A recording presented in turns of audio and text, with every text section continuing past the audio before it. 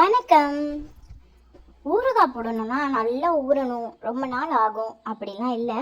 கடகடன்னு சீக்கிரமாக 5 மினிட்ஸில் சூப்பரான டேஸ்டான ரொம்ப ரொம்ப ஈஸியான மாங்காய் ஊறுகாய் எப்படி பண்ணுறதுன்னு வீடியோக்குள்ளே போய் பார்க்கலாம் வாங்க. அதுக்கு முன்னாடி நம்ம சேனலை மறக்காமல் சப்ஸ்கிரைப் பண்ணிவிட்டு பாருங்கள். நான் 2 பெரிய சைஸ் மாங்காவை இந்த மாதிரி குட்டி குட்டியாக கட் பண்ணி வச்சுருக்கிறேன். கட் பண்ணுறது கொஞ்சம் வேலை தான். ஆனால் நீங்கள் டிவி பார்த்துட்டு உங்களோட ஃபேவரட் சீரியலோ பாட்டோ கேட்டு கட் பண்ணிங்கன்னா வேலை முடியறதே தெரியாது. நானும் அப்படி தான் செஞ்சேன். ஸோ இந்த மாதிரி குட்டி குட்டியாக கட் பண்ணி வச்சுக்கோங்க. அதுக்கப்புறமா ஒரு கடாய், இரும்பு கடாய் இருந்ததுன்னா ரொம்பவே நல்லது. என்னோடய இரும்பு கடாய் ரொம்ப பழசு, எங்கள் பாட்டியோடது இது. 1 ஸ்பூன் இல்லைங்க, 1/2 ஸ்பூன் வெந்தயம். அதாவது 1/2 ஸ்பூன் வெந்தயம் போட்டுட்டு நல்லா வறுத்துக்கோங்க. நம்மளுக்கு வெந்தயம் போட்டோம் அப்படின்னா நம்ம ஊறுகாய்க்கு நல்ல ஒரு ஃப்ளேவர் கொடுக்கும். அதே சமயம் டேஸ்ட் அட்டகாசமாக இருக்கும். உங்களுக்கு வேணும்னா 1 ஸ்பூன் வறுத்து வச்சுட்டு, ஆனால் எப்பப்போ ஊறுகாய் வேணுமோ அப்போ போட்டுக்கலாம். அப்படி இல்லைன்னா வத்த குழம்பு செஞ்சிங்கன்னா அதுக்கு அந்த பொடியை போட்டால் கூட ரொம்ப சூப்பராக இருக்கும். இந்த மாதிரி நல்ல பொன்னிறமாக வறுத்துக்கோங்க.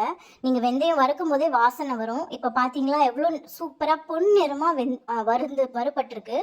அதுக்கப்புறமா ஒரு மிக்சி ஜாரில் ஆற வச்சு நல்லா அரைச்சிருங்க. இங்கே பாருங்கள், கொஞ்சம் நரன்னு இருக்கணும். அதுக்கப்புறம் மாங்காவெல்லாம் எதுவுமே செய்ய வேண்டாங்க, ஈரம் இல்லாமல் பார்த்துக்கோங்க மாங்காவை. அப்போ தான் ரொம்ப நாளைக்கு நமக்கு வரும் ஊறுகாய். இப்போது 4 ஸ்பூன் அளவுக்கு நான் உப்பு போடுறேன்.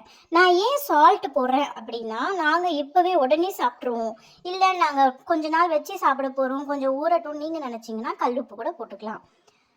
நான் 4 ஸ்பூன் உப்பு போட்டிருக்கேன் சால்ட்டு. கல் உப்புனா 2 ஸ்பூன் போட்டால் போதும். 1/4 டீஸ்பூன் மஞ்சத்தூள் போட்டிருக்கிறேன். 3 டீஸ்பூன் மிளகாத்தூள், நம்ம வரமிளகாய் பொடி இருக்குது இல்லையா, அது போட்டிருக்கிறேன்.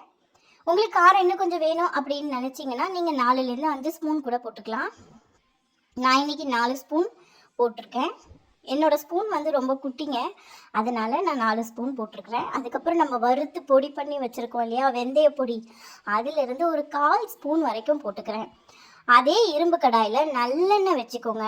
ஊறுகாய்க்கெலாம் நல்லெண்ணெய் போட்டிங்கன்னா தான் செம்ம டேஸ்ட்டாக இருக்கும், ரொம்ப நாளைக்கு வரும். நல்லெண்ணெயில் கடுகு போட்டிருக்கேன். நல்லா சூடானதுக்கப்புறமா இங்கே பாருங்கள், நல்லா பொரிஞ்சு வருது பார்த்தீங்களா கடுகு. அப்போ தாங்க நம்ம ஊறுகாய்க்கு சூப்பரான டேஸ்ட் கொடுக்கும்.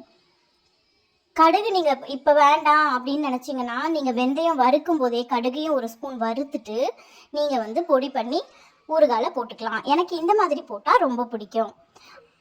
அதே எண்ணெயில் கொஞ்சம் பெருங்காயமும் போட்டுக்கோங்க. கடுகு நல்லா பொரிஞ்சு நுர வருது பாருங்கள். நான் இதை மிக்ஸ் பண்ணவே இல்லை பாருங்கள், நான் அப்படியே வச்சுருக்கேன். அப்போ தான் அந்த நல்லெண்ணெய் விடும்போது மிளகாத்தூள் மஞ்சத்தூள்லாம் பச்சை ஸ்மெல்லு போகும். இப்போ தான் அந்த சுட்ட எண்ணெயை நான் ஊறுகாயில் விட்டுருக்கேன் பாருங்கள், எவ்வளோ சூப்பராக இருக்குன்னு. இப்போ நல்லா ஒரு வாட்டி கலரி கொடுத்துக்கோங்க. உங்ககிட்ட உட்டன் ஸ்பூன் இருந்துச்சுன்னா அதை வச்சு கலரிங்கன்னா ரொம்ப நாளைக்கு நம்ம ஊறுகாய் வரும்.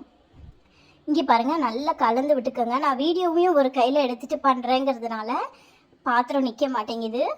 இங்கே பாருங்கள், அருமையான ஊறுகாய் ரெடி ஆயிடுச்சு. நம்ம சேனலை மறக்காமல் சப்ஸ்கிரைப் பண்ணுங்கள். இன்னும் நிறைய ரெசிபீஸ் உங்களுக்காக ஈஸியாக வந்துகிட்டே இருக்குது. பாய்.